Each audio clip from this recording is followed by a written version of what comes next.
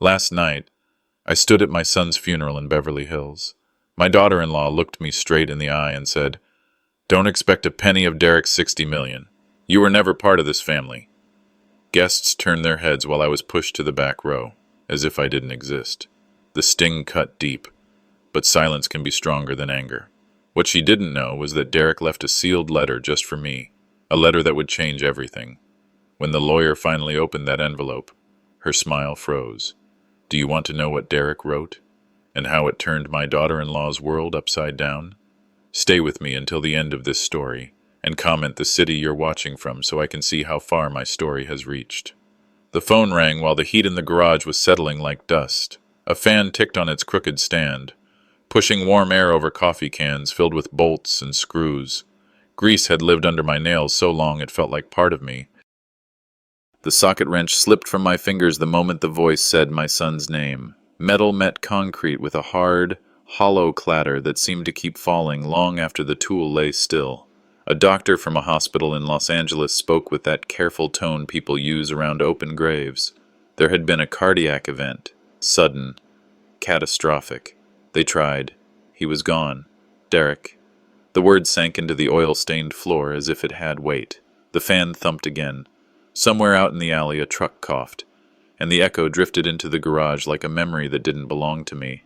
A crate near the workbench held because knees weren't what they used to be. Sat down, elbows on thighs, shirt sticking to the small of my back.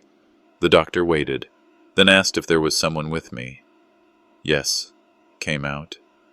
Though the room was nothing but tools and the smell of solvent, she said she was sorry, and protocol put the call to an end. The line cut, leaving the hum of summer and the faint burn of exhaust in the air. Hands found their way to the edge of the crate, knuckles white, and a picture in the mind rose uninvited. A blond boy standing on the banks of the Canadian River with a gap where a front tooth ought to be. Sunburned nose, grinning like the daylight couldn't hold him. He'd begged to keep the fish even though it was too small. Said he would put it in the bathtub so it could watch TV with us. That laugh had lived in this garage once, mixing with the clank of metal and the moth-soft thud of summer nights. The wrench shone in a stripe of evening light where it had fallen, picked it up and set it in its drawer more carefully than a person sets down crystal. The drawer closed with a soft slide. Without asking permission, a low ache stretched across the chest, not the sharp kind that scares a man into calling an ambulance, but the old, heavy kind that says life is moving the furniture again without asking where things ought to go. There was one number to call. It took 2 tries to hit the right contact because fingers weren't as steady as pride wanted them to be. The phone rang. Voicemail. Called again. Rang longer. The 3rd time. It clicked. And the line filled with the faint mutter of traffic and a voice I knew too well by now. Polite. Measured. Distant. Like a hotel clerk reading policy. "Lester," Renee said. "I'm aware. I'll handle the arrangements. Please don't interfere." The fan ticked as if counting the seconds it took to swallow words that tasted like rust. "Renee," the voice in my throat sounded older than the rest of me. "I'm his father. That's exactly why this will be easier if you let me manage it," she replied. No tremor. No tear caught in the gears. "I'll have Gerald reach out regarding details." And then the line died. Stood there with the phone still against my ear and the cold ring of silence humming in the cartilage. The call log stacked like tire tracks across the screen. Attempts. Failures. The one sterile connection. Tapped the glass with a thumb that used to rebuild carburetors blindfolded. At the far end of the workbench a frame leaned where it always leaned, tucked behind a jar of washers. The picture inside had traveled with me through houses and jobs and the long, slow shrinking that happens to a life after a wife is gone. Derek was maybe 8, holding a catfish with both hands, proud and squeamish. At some point, a hairline crack found the glass from corner to corner, a thin scar that ran across his cheek like a tear he refused to let fall. Turned the frame in the light, and the crack caught the sun. A pale thread pulled tight. The photo smelled faintly of old paper when the back came off to free it. Didn't know why it was necessary, only that it was slipped the picture into the pocket of a work shirt that had seen better Fridays and worse Mondays. A man can't mend death, but he can show up. The canvas bag waited on a hook by the door, the one used for weekends at the lake back when weekends had names, dropped in 2 shirts, razors, a bottle of aspirin, socks rolled tight, old habits, and the photo slid between a folded flannel and a spiral notebook full of numbers that once mattered. A wallet went into the bag, then came out to count bills by reflex, then went back in with the small relief that comes from having done something. Checked the truck keys by touch before the eyes could find them, worn metal, warm from the day. The phone buzzed on the bench, Renee this time, a text that lit the darkening room with a square of blue. Do not come. The words were neat, clean, ruthless in their thrift, no punctuation to soften the edges. Stared until the screen dimmed and the message became a ghost of itself. It would have been easier to feel angry if the grief hadn't been standing behind it with both hands on my shoulders. Switched off the fluorescent strip above the bench, and the garage fell into a dusky half-light. The fan slowed to a stop, one blade settling as if finally tired. The air held every scent it knew: rubber, gasoline, metal, summer, and behind them all, the brittle sweetness of old paper from the pocket. Outside, the sky over Amarillo turned the color of a bruise healing. Wind played with a length of twine nailed near the door, made it scratch a tiny rhythm along the wood. People say a man at 74 ought to pick his battles. Maybe so, but sometimes the battle picks him. There are lines a father doesn't let anyone draw for him. Not even the woman who married his son and learned how to fold his calendar until nothing of the old handwriting showed. Slid the bag strap over a shoulder that creaked at first, and then remembered. The phone went into the front pocket like a stone you mean to throw and know you won't. Opened the door and the evening rolled in. Out on the drive sat the one honest thing in my life that had never lied, a battered F-150 that still answered when called. The key turned, the engine cleared its throat, and the dash lights blinked awake. Headlights carved a pale ribbon west, and the past climbed into the passenger seat without asking.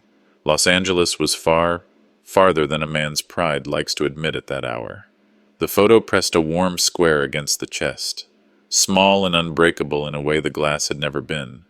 That would be enough for tonight. Tomorrow could do its worst. The wheel was steady in my hands. The road was a long, low murmur, asking the one question no one else had bothered with.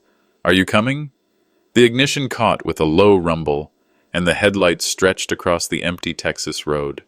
The photo of Derek in his fishing cap rode buckled into the passenger seat, his boyish grin holding steady even as dawn bled across the panhandle sky. Determination pressed me forward, though loneliness rode shotgun. The road ahead was long, and the silence in the cab was louder than any storm. Each mile pulled me farther west, across the flatlands and into memory. The desert stretched open, horizon wide and raw, the kind of space that forced old thoughts into the present. Derek was 16 again, slouched in the passenger seat during a trip to Arizona.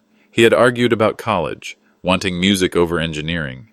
I'd pressed him toward stability. He'd pushed back with fire. The memory burned sharp in the quiet, leaving only regret behind.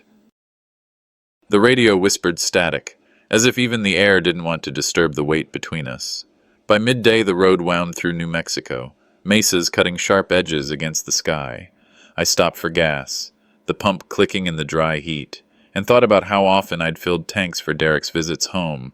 Those small rituals had been my way of holding on to him, though I'd never said it. Arizona passed in red rock silence.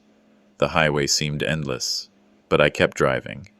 At a roadside diner near the state line, I slid into a booth alone. A waitress with tired eyes poured coffee and asked where I was headed. To bury my son. Slipped out before I could temper it. The words sat heavy between us. She touched my shoulder gently, said nothing more, and walked away. That silence felt truer than any comfort. By evening, California opened up with its busy roads, bright lights, and the weight of distance closing in. Beverly Hills was polished to a shine, manicured hedges, smooth gates, and cars gleaming under street lamps. Derek's mansion rose ahead, larger than life, so different from the small house where I had raised him. The security guard stepped forward as I pulled up, his hand hesitating over the radio. A faint voice carried through the receiver. Renee. Tell him he doesn't belong here. The guard's face tightened, polite but firm. Sir, I'm afraid you'll have to leave. Humiliation burned low and steady. Hands tightened on the steering wheel, but no words came. My own son's home, and I was the stranger. The gate began to close, the glow of the mansion lights receding behind iron bars. I'll be there. Derek, I whispered, voice steady though my throat closed tight. No matter what she says. The headlights cut across the gate one last time as it locked me out. The garden behind Derek's Beverly Hills mansion had been transformed into something that looked more like a gala than a funeral. Rows of white chairs stretched across the lawn, a canopy draped in silk overhead, and servers in black ties carried trays of sparkling water and coffee. Guests stepped out of sleek black cars, their voices hushed, yet laced with that familiar hum of wealth and connection. Standing on the edge of it all, hands buried deep in my jacket pockets, a strange weight pressed down. This was my son's farewell, yet I hovered like an uninvited neighbor. No one noticed. No one nodded. No one cared. The laughter of old conversations between strangers stung more than the quiet I'd been living with for years. Renee appeared through the crowd like she owned the place, poised in her black dress that probably cost more than I ever made in a month fixing trucks. She smiled warmly, touched shoulders, even kissed cheeks of men in tailored suits. When she saw me approach, her expression shifted like a door slamming shut. You're just Derek's past, she said sharply, her voice cutting through the polite murmurs. Don't embarrass yourself here. A hush fell across the nearest cluster of guests. One woman gasped softly. I stood silent, eyes fixed on Renee's carefully painted face. Words lodged in my throat, not because I didn't have any, but because none could have carried the weight of what I felt. Her cruelty was sharper than the California sun on my weathered skin. An usher, uncomfortable, stepped between us. Sir, this way. His hand gestured toward the very back of the rows, near where the catering tables were being set. I followed without protest. The program, glossy and perfumed, bore Derek's name in gold print. I scanned for mine. Nothing. Not even a line acknowledging a father. My seat was next to the clatter of trays and the faint hum of a generator. Guests filing past barely looked at me, and a few whispered, mistaking me for help. I sat stiffly, the chair wobbling slightly on the grass. From here, I could see everything but felt invisible. The eulogies began, polished words about Derek's achievements, his generosity, his charm in business circles. None of it was untrue, but it was incomplete.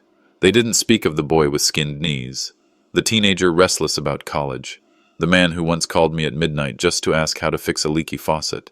Those memories had no place here. The program in my hand crumpled slightly as I tightened my grip.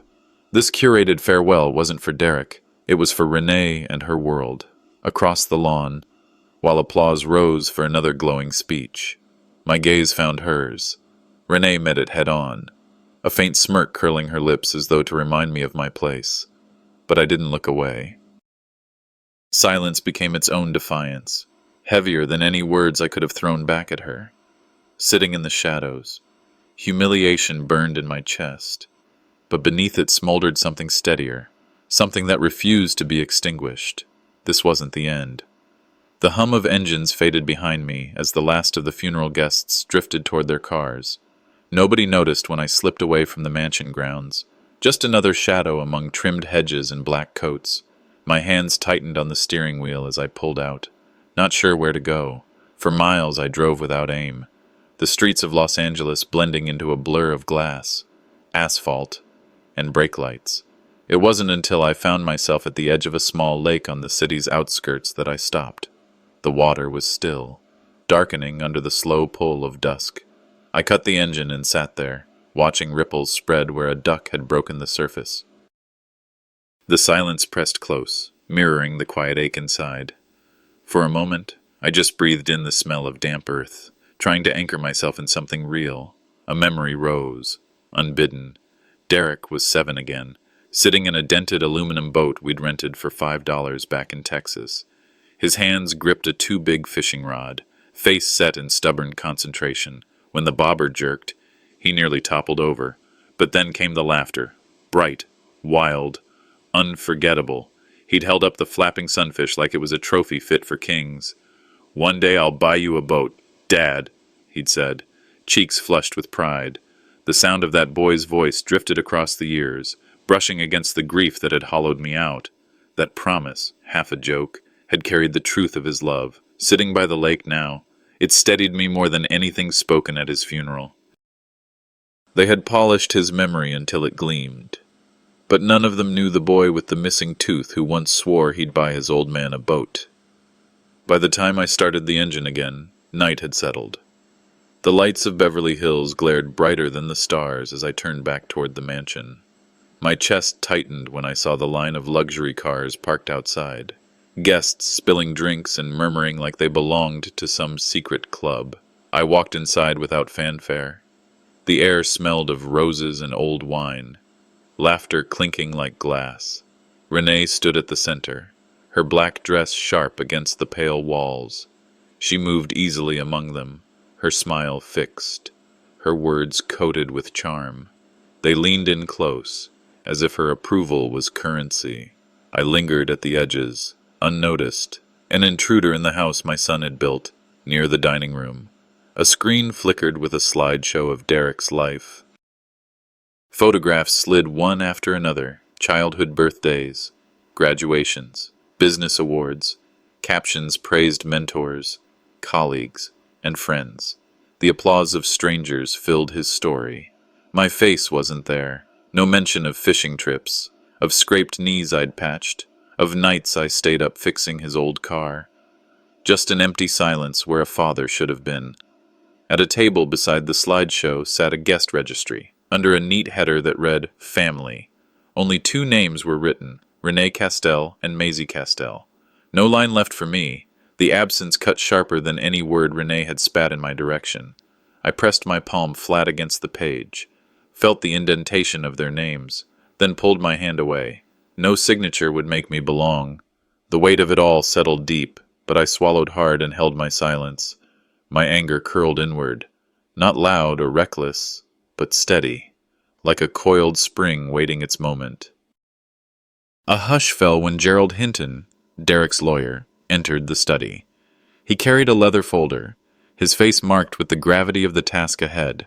Chairs scraped as people took their places. Renee drifted to the head of the long table, settling into the largest chair as if it were a throne, her chin lifted, lips curving in a faint smirk, certain of what was about to unfold.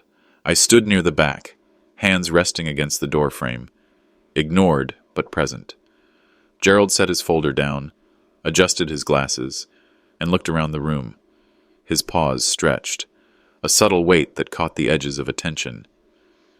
"This will," he said at last, voice calm but edged with something heavier, "may surprise some of you." Renee crossed her legs and leaned back, confidence radiating from her. She was ready to claim everything. I braced myself in the silence that followed, the air thick with expectation. The study still smelled faintly of polished wood and expensive cigars, though Derek had never cared much for either. The mahogany-paneled walls and leather-bound books framed the room like a courtroom, and it felt like I was sitting on trial. Guests filed in, their soft murmurs brushing against the edges of silence. I kept to the back, easing into a chair near the corner. No one greeted me. No one asked me to move closer. Renee swept in like she owned the air itself. Her black dress clung neatly, every step deliberate. She chose the seat at the head of the room, angled so every eye landed on her before it drifted anywhere else. It was as if she believed this was her coronation, not my son's farewell. Gerald Hinton, Derek's lawyer, cleared his throat and adjusted his tie. He placed a cream envelope on the desk, his hand steady, voice calm. "Thank you all for coming. As Derek Malloy's attorney, it is my duty to read his last will and testament." The sound of the paper sliding from its sleeve seemed louder than it should have been, cutting through the tension, leaning forward just slightly. I caught the weight in those words. Anticipation and unease twisted inside.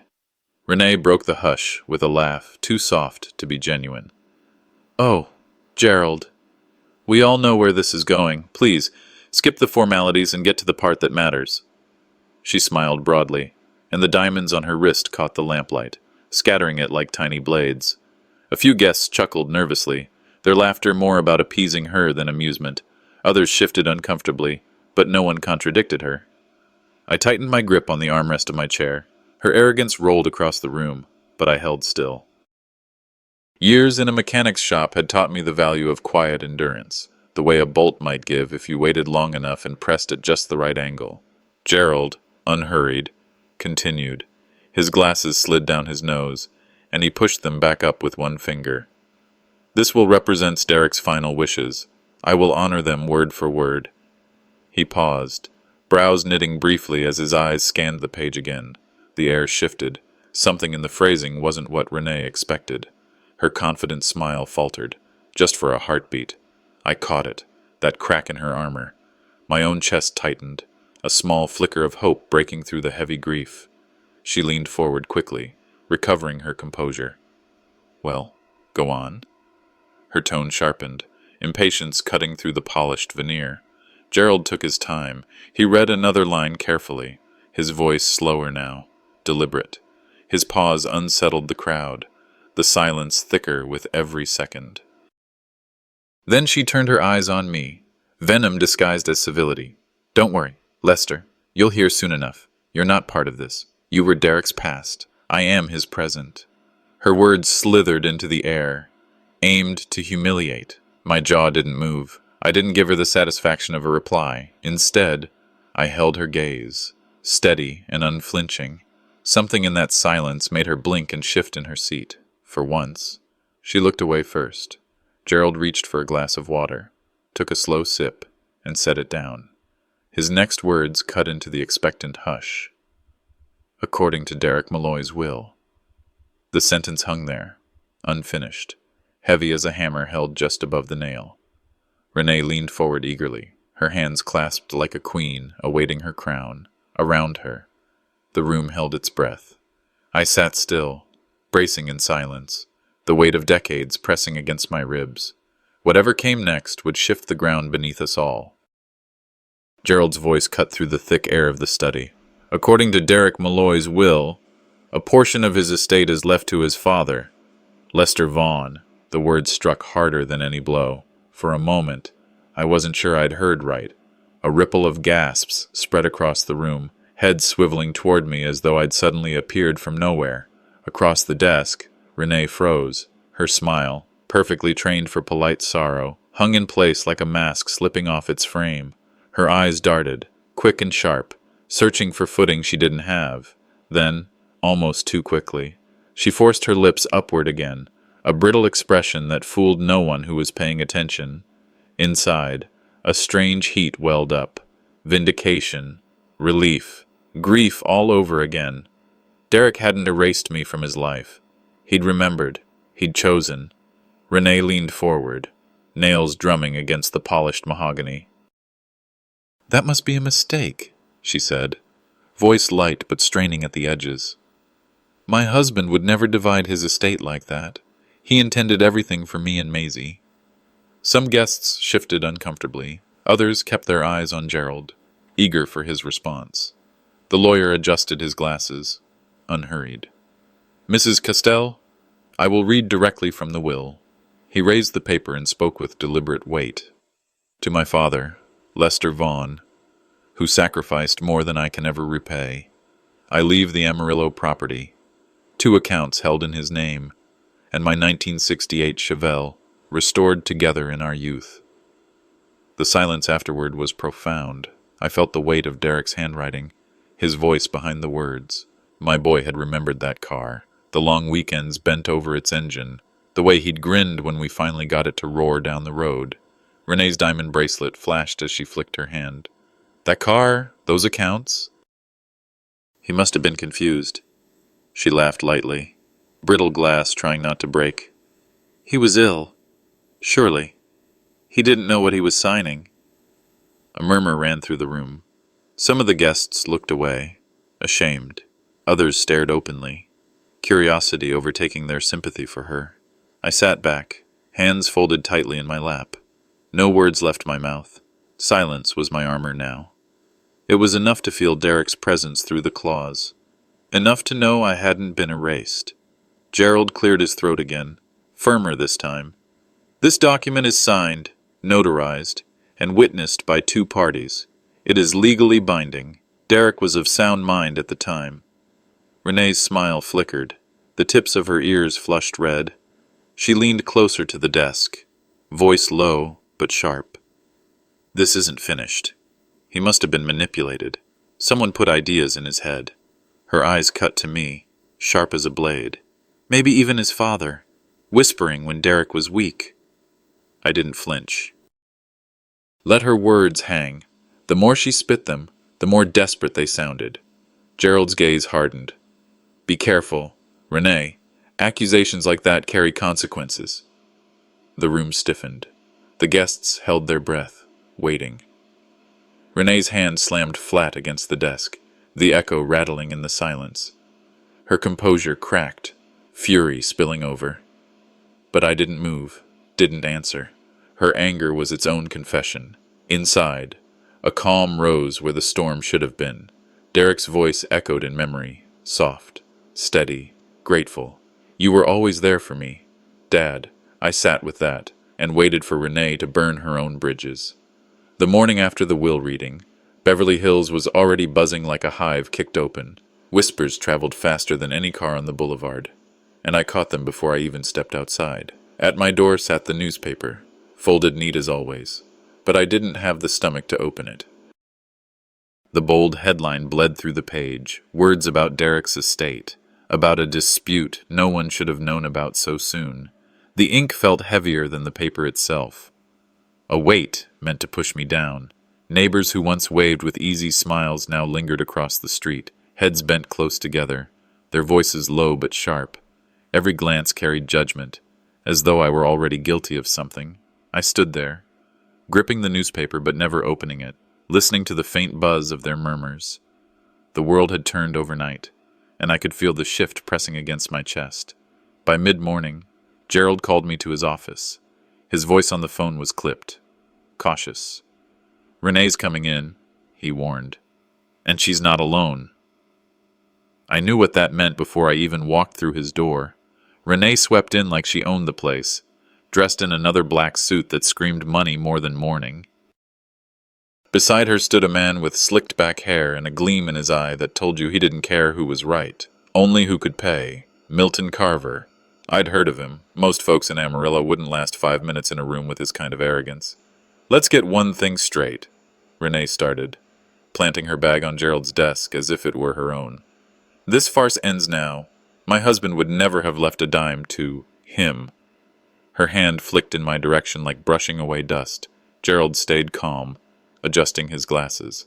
The will is signed, notarized, and filed. It is binding.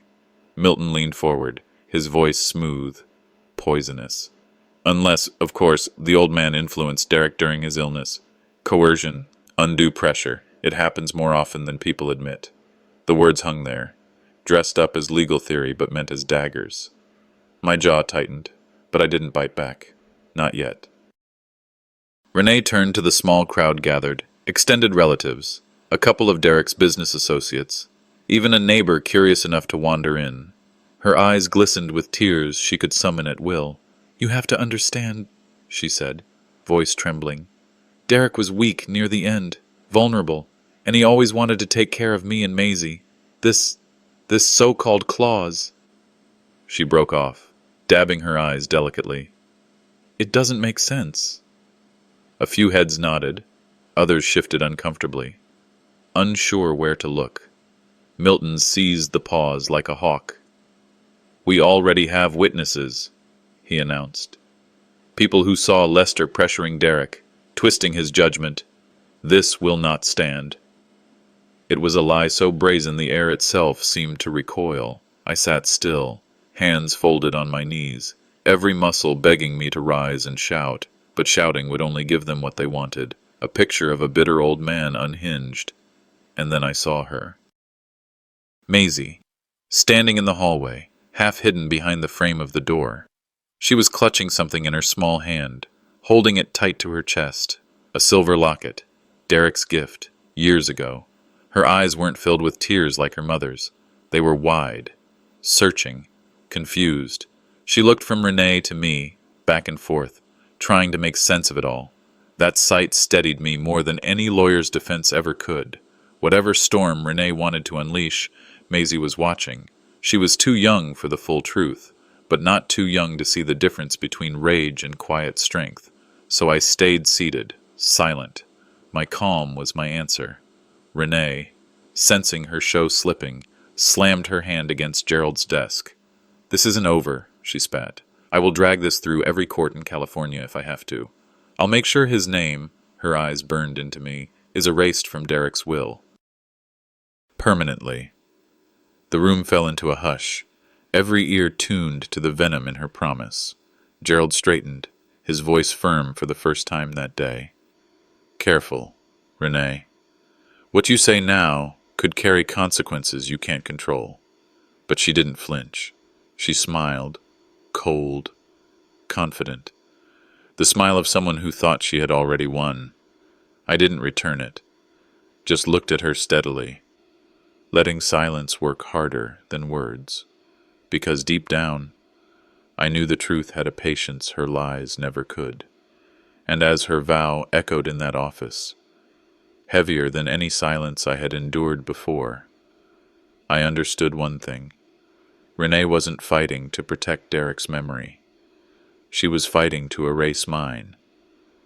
The week dragged like a weight tied to my chest, every hour measured by the distance between Renee's threats and Gerald's silence. When the call came from Gerald, summoning us back to the mansion for a family meeting, the air already felt poisoned.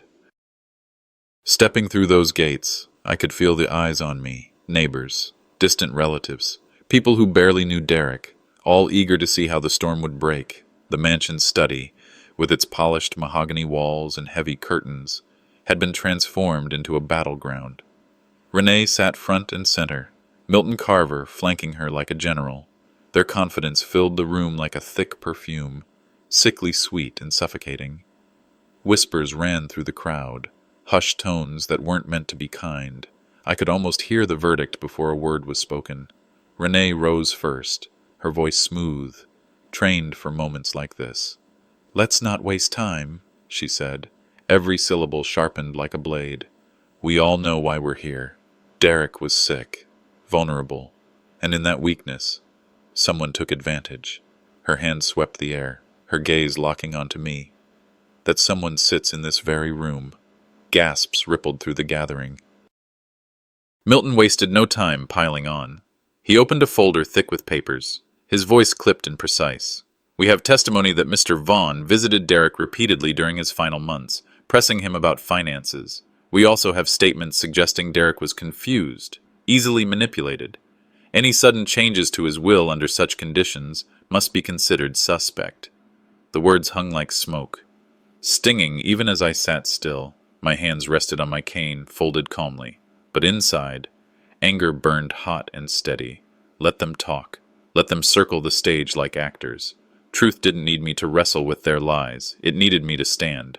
Whispers grew louder, some guests shifting in their seats, eyes darting between Renee and me. I caught one man's look, sympathy edged with doubt, and turned away before pity could choke me. Renee's voice rose higher, tinged with false grief. "I was his wife. I know what he wanted. And I won't let anyone tarnish Derek's memory by stealing what he built. It might have gone on unchecked, a farce written for their benefit, if Gerald hadn't stood." He placed a neat stack of papers on the desk, adjusting his glasses as he spoke with a clarity that cut through the noise. "Enough." His voice carried weight, not loud, but undeniable. "Before this circus continues, I need to remind everyone that Derek Malloy left not just a will, but corroborating documents, signed letters, hospital records, statements from physicians." The room fell into uneasy silence. Gerald lifted one sheet, his tone steady. In his own words, Derek acknowledged his father's sacrifices. He wrote that Lester Vaughn was not just his parent, but the man who taught him resilience, grit, and humility. He instructed, explicitly, that a portion of his estate be left to his father. Renee stiffened, her mask slipping for the first time. Milton leaned forward, whispering urgently, but her eyes betrayed the crack in her confidence. Guests murmured, a shift in the tide. The certainty in her voice now sounded hollow compared to the ink on Gerald's papers. Renee lashed out, her voice trembling between rage and desperation. "This is a setup." Her hand slammed against the desk, rattling glasses of water. Across the room, Maisie flinched, tears brimming in her eyes. "Mom, please stop," she whispered, clutching the locket Derek had given her.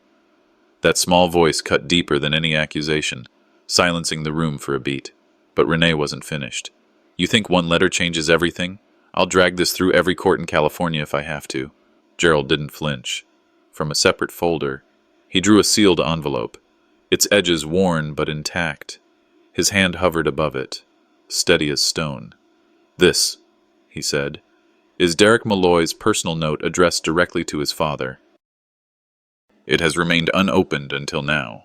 The air grew heavier, silence pressing down on every shoulder. Renee's fury trembled at the edge of words, but even she dared not speak as Gerald held the envelope high. Every eye was on that seal, every breath drawn shallow. For the first time since Derek's death, the promise of his voice felt closer than the lies that surrounded me. Gerald's hand hovered over the envelope like it weighed more than the oak desk beneath it. The study had gone silent, every breath caught in waiting. Even Renee, who had barked and spat accusations only minutes earlier, sat stiff-backed, her nails digging into the arm of her chair. For the first time since I'd stepped foot in Derek's house, she looked afraid of what was coming. The sound of the seal tearing was louder than thunder to me. Gerald unfolded the pages slowly, adjusting his glasses, and cleared his throat. "These are Derek Malloy's personal words," he said, his voice carrying the weight of a verdict. "Written, signed, and notarized as part of his will." My chest tightened. The last thing I ever expected was for my boy, my son who had drifted so far from me in life, to leave me words after death. Gerald began to read. "Dad, if you're hearing this, it means I didn't get the chance to say it myself. You worked your hands raw so I could live a life you never had. You fixed engines, you skipped meals, and you kept going even when Mom passed. I saw it, even if I didn't always say it. I don't want you forgotten or left behind. This estate, it isn't just for appearances. It's a chance to give you dignity, the way you gave me mine." The words cracked something inside me. Derek's handwriting was described in Gerald's voice as shaky, but determined. I could picture him hunched over a desk, maybe struggling through pain, yet refusing to let his hand still. My eyes burned, but I wouldn't give Renee the satisfaction of seeing me cry. Gasps rippled through the room. A few of Derek's friends lowered their heads. Some of the relatives who had whispered doubts now shifted uncomfortably, as if ashamed of what they'd believed about me. Then came the crack in Renee's mask. She shot to her feet. "This is a forgery. This is a setup. It has to be." Her words quivered, not with power, but with desperation. For the first time, her confidence faltered. The same people who had chuckled at her jokes hours ago now looked at her like she'd stepped off balance. Gerald didn't flinch. "Mrs. Castell, this letter has been verified. It carries Derek's original signature, witnessed by 2 parties. If you continue to call it a forgery, you are speaking against evidence your own counsel has already reviewed." Renee's lips parted, then snapped shut. She stood there trembling, but her eyes still cut across the room, trying to pull allies to her side. And then, the smallest voice spoke up. Maisie. She had been quiet in the corner, her little hands gripping that silver locket Derek once gave her. Now she stepped forward, her voice unsteady but clear. "I know Dad wrote that," she said. "He told me Grandpa would never be forgotten." The words dropped heavier than Gerald's entire reading. Every adult in the room turned toward her. Renee spun, face pale, whispering, "Maisie, not now." But the girl clutched the locket tighter, tears in her eyes. "He told me before he went into the hospital. He said Grandpa was the reason he was who he was. He said he was sorry." Silence swallowed the room whole. My heart nearly stopped. To hear my granddaughter speak those words, It was Derek's voice breaking through her. Renee faltered back into her chair. Her face lost all its color. The diamond bracelet she had flashed so many times before hung limp on her wrist. For the first time, her smirk was gone. Gerald folded the letter carefully. "This is Derek's voice from the grave," he said, "and the court will honor it." Renee leaned toward Milton Carver, her lawyer, whispering through clenched teeth, "Then we take it to war." And in that moment, I knew. Derek had given me dignity with his words. But Renee would rather burn everything down than let me keep it. The newspaper sat on the porch like a coiled snake waiting to strike. The headline stretched across the front page in bold black letters. "Father grabs fortune. Mechanic seeks to rob widow of $60 million estate." My photograph, an old one, taken years ago at the garage with oil stains on my shirt, had been cropped close to my weary eyes. Underneath, the caption called me a greedy old man trying to swindle my son's grieving wife. The words stung worse than Renee's barbs ever had. She'd used Milton Carver to leak her version of events, spinning me into a villain for the world to see. Sitting at my kitchen table, the paper crumpled under my fists. I wanted to tear it to shreds, but instead I folded it neatly, as though destroying it would somehow confirm her lies. Stepping outside for air, I caught the neighbor across the street lowering her blinds. At the grocery store later that morning, I felt eyes follow me down every aisle. 2 women leaned near the produce section, whispering just loud enough. "Imagine chasing money at his age. Pitiful." Their voices cut like knives, not because I cared what they thought, but because Derek's memory had been twisted into the weapon against me. I carried my bag to the checkout, refusing to let my hands shake. On the way out, a copy of the same paper lay crushed in the trash, my face smeared by a coffee spill. That image followed me home. That evening, I stopped at the diner on the corner, hoping for a plate of meatloaf and some quiet, but quiet wasn't waiting for me. At the counter, 2 men joked loud enough for the whole room. "Hey, maybe we should all get old and suddenly remember we're owed millions." Laughter rolled through them. My fork froze halfway to my mouth. Every instinct wanted me to rise and defend myself, but instead I placed the fork down, folded my napkin, and walked out. Dignity was the only shield I had left. Back home, the porch light flickered on. A knock followed. When I opened the door, Harlan Kruger stood there, my neighbor from down the block. His face, weathered and calm, carried no judgment. He held a 6-pack under one arm. "Don't let those bastards tell you who you are," he said. "You worked your whole life. Derek knew that. We all know that." Something uncoiled in my chest at his words. For the first time in days, I felt less alone. Later that night, when I turned in, I found a folded piece of paper slipped under my door. The handwriting stopped me cold. It looked just like Derek's, but smaller, shakier. It was from Maisie. "Grandpa, I believe you. Dad told me once that you'd never be forgotten. Don't give up." I pressed the note against my chest. Her faith carried more weight than any lawyer's words.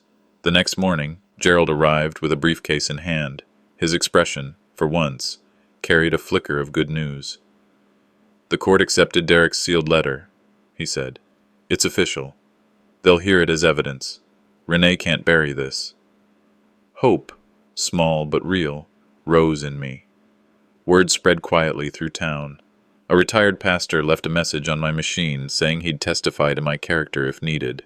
Even the man at the hardware store pressed an envelope of grocery vouchers into my hand, muttering, "Don't let her win." But across the city, Renee was already regrouping.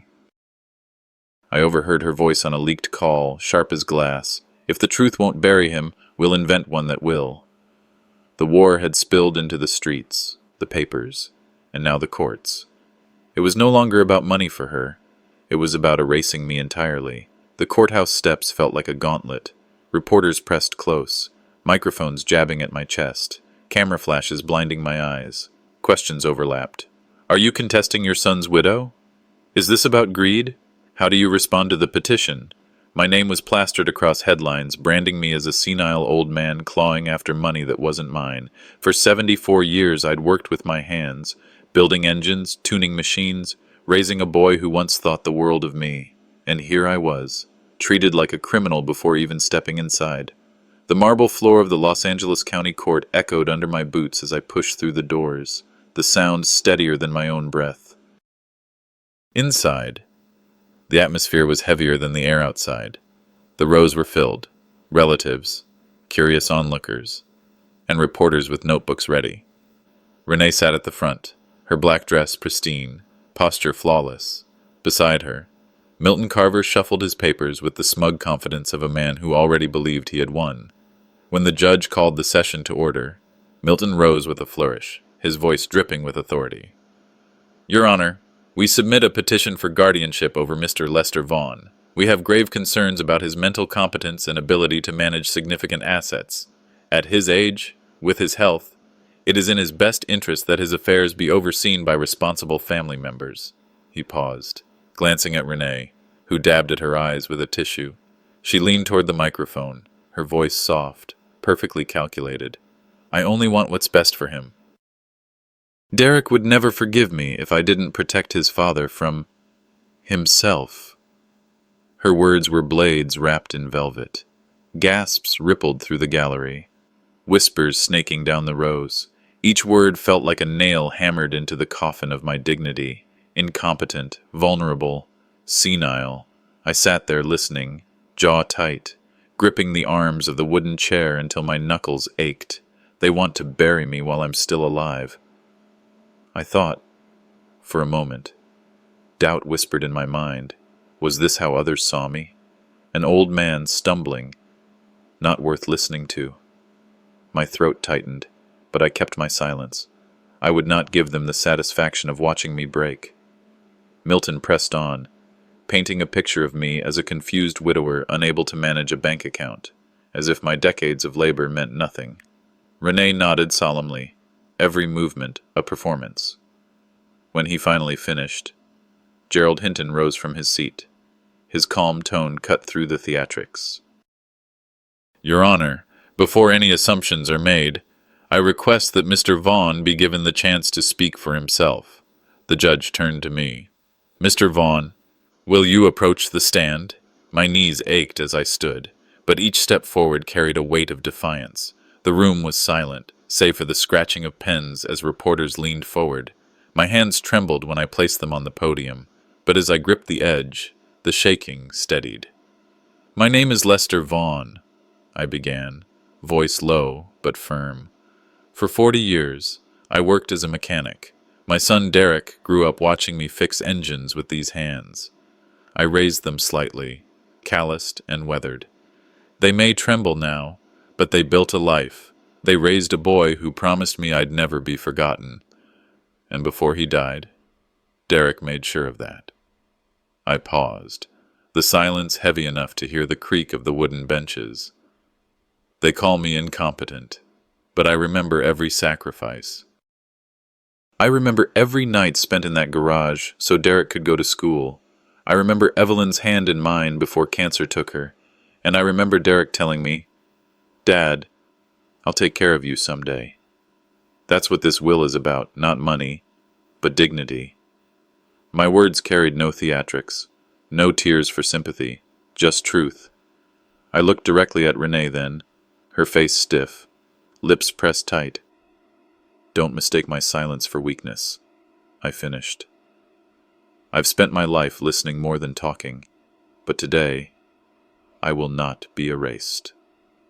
The judge leaned back, thoughtful. Reporters scribbled furiously, capturing every word.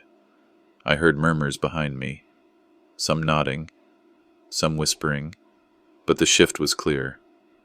The air no longer belonged to Milton and Renee. Renee's face paled. She leaned sharply toward Milton, whispering harshly. We underestimated him. I stepped down from the stand, heart pounding but steady. For the first time since Derek's death, I felt seen, not as a relic of the past, but as a father whose voice still mattered. Her petition had backfired, and she knew it. The elevator chimed like a steady heartbeat as the doors opened on Gerald Hinton's floor. Maisie walked beside me, her fingers wrapped around that locket she never took off. Harlan waited in the lobby with a paper cup of coffee and a look that said he'd stand there all night if I needed him to. Victor lingered near the window, eyes lowered. as if the city could swallow the part he played in all this. Breath slow, cane firm under my palm. I crossed the carpet toward Gerald's conference room and the end of a road I never chose. Renee and Milton were already seated, their reflections caught in the glass table like a pair of masks. Gerald greeted us with the same quiet gravity he'd held since the beginning, the kind that lets a room know this isn't theater. He set a single sealed envelope before him. The wax was unbroken. The blue notary seal sat crisp and stubborn as a truth that refused to be argued with.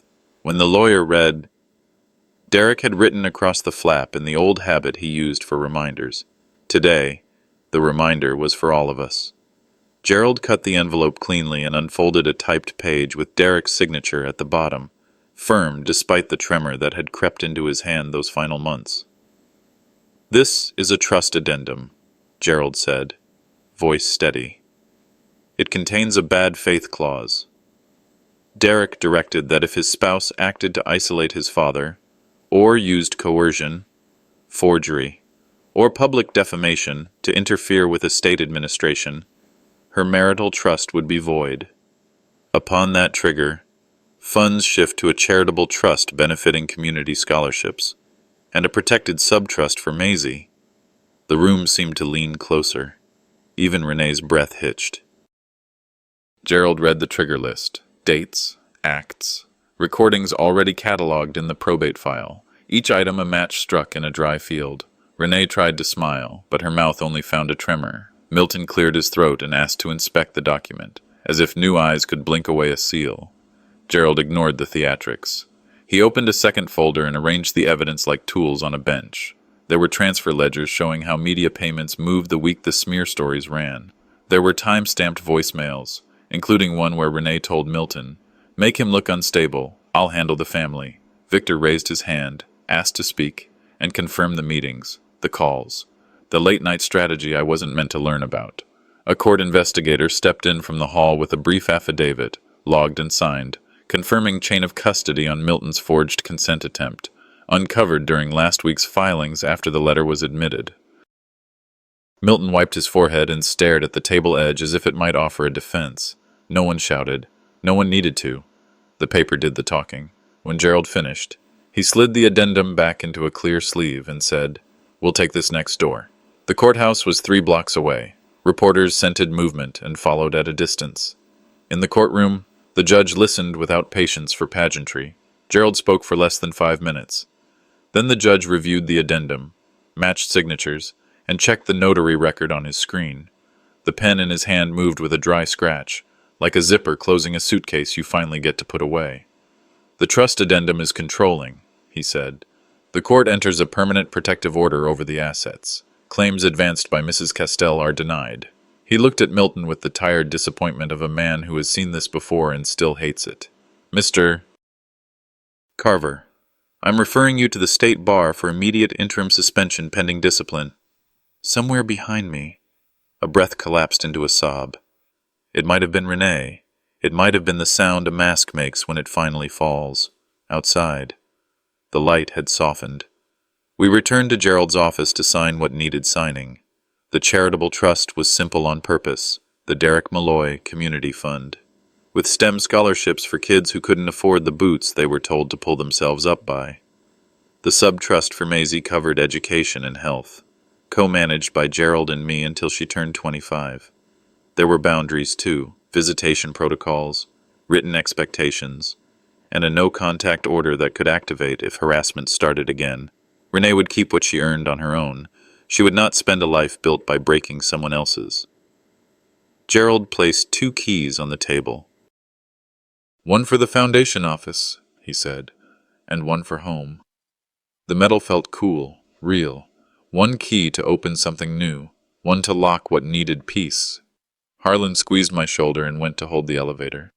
Victor stood apart, then stepped in front of me with eyes that could finally meet mine.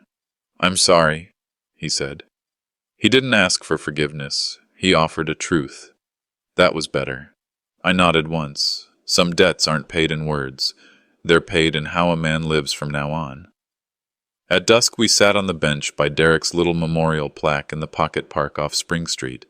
The city hummed around us, sirens somewhere far off. A bus sighing. Pigeons arguing about nothing. Maisie leaned her head on my arm, the way small children do when the world is too big. "Dad would like the scholarship fund," she said. "He used to talk about kids who didn't get a fair start." I slipped a folded flyer for the foundation into my pocket, paper warm from her hand. A promise kept doesn't change the past, but it asks something better from tomorrow. Renee will live with what she chose. Maybe time will soften her. Maybe it won't. That part isn't mine to fix. Boundaries are a kind of love when you build them for a child who still needs safe ground. Evidence is a kind of mercy when it stops a lie before it grows teeth. And silence, kept not out of fear, but out of patience, can be the strongest hammer in the box when the work is to set things right without breaking what still works. The elevator chimed again when we left the building. The sound no longer a heartbeat counting down, just a bell saying the floor had arrived. On the sidewalk. Harlan raised a hand and headed for his truck. Victor disappeared into the crowd. Smaller and maybe freer. Maisie slipped her arm into mine. The night air smelled like rain that hadn't decided yet. We walked home slow, the city lights turning every window into a small star. My son's legacy was never the money, it was the chance to leave the world kinder than we found it. Today, we began.